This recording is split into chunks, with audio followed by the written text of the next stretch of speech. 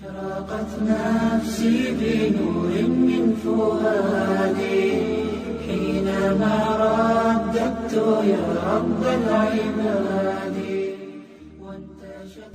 Inshallah, we'll be going through two verses that use the conjunction thumma. So the first meaning is that of emphasis. So we have this in Surat Al-Infitar. It says, وَمَا أَدْرَاكَ مَا يَوْمُ الدِّينِ ثُمَّ مَا أَدْرَاكَ مَا يَوْمُ الدِّينِ. So it's asking, and what can make you know what the day of recompense is? What can make you know this? And then it says thumma, and it repeats the same statement. So it got repeated twice, once here and once there. And when this happens with thumma, it actually emphasizes. So in what way does it emphasize?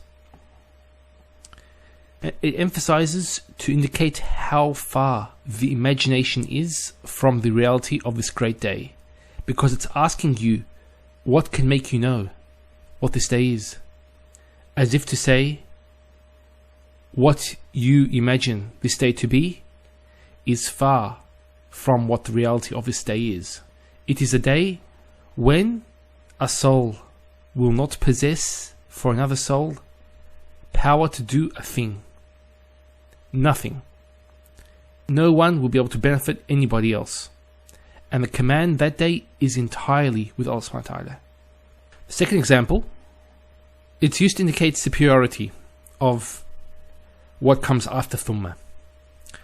So we have a verse here, وَإِنِّي لَغَفَّارٌ لِمَنْ تَابَ وَآمَنَ وَعَمِلَ صَالِحًا ثُمَّ اهْتَدَى. Thumma.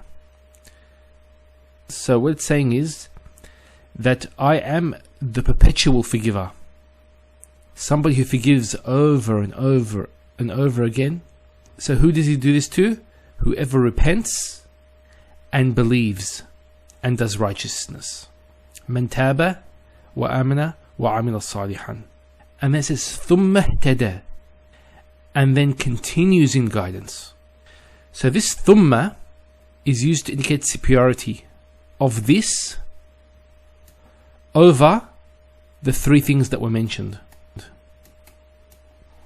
Now, this is in Arabic. It's not a word-for-word translation, but it says that he stayed upon guidance with his belief, repentance, and good actions. So when it says ثُمَّ اهْتَدَى, it's saying that these actions, these three actions, remained with him, meaning he stayed firm upon this. So this indicates that ihtada, staying firm upon these three actions, is much superior to then doing these actions, because somebody could do them initially. I mean, one could believe, one could repent to Allah subhanahu wa ta'ala, and one could do some good actions. What is much superior, and what Allah subhanahu wa ta'ala wants, is for us to remain steadfast upon this. So, and this is what is mentioned here. It says, كما قيل في اهدنا الصراط المستقيم. So when we say ihdina in Surah Al-Fatiha, when we say ihdina الصراط المستقيم, we're saying to Allah subhanahu wa ta'ala to guide us on the straight path. Now this doesn't happen overnight.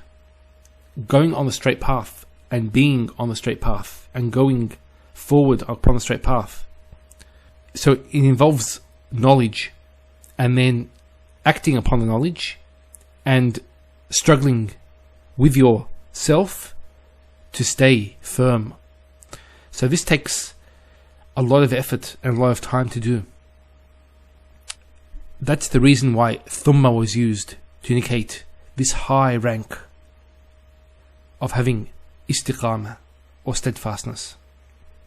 So that was some of the usages of thumma in the Quran. In the next example, I'm going to go through a verse which, if applied by the Muslims, will eliminate the problem of hunger in the world and of oppression in the world. So stay tuned for that. وصلى الله سيدنا محمد وعلى آله وصحبه وسلم. أشرقت نفسي بنور من فؤادي حينما رددت يا رب العباد وانتشت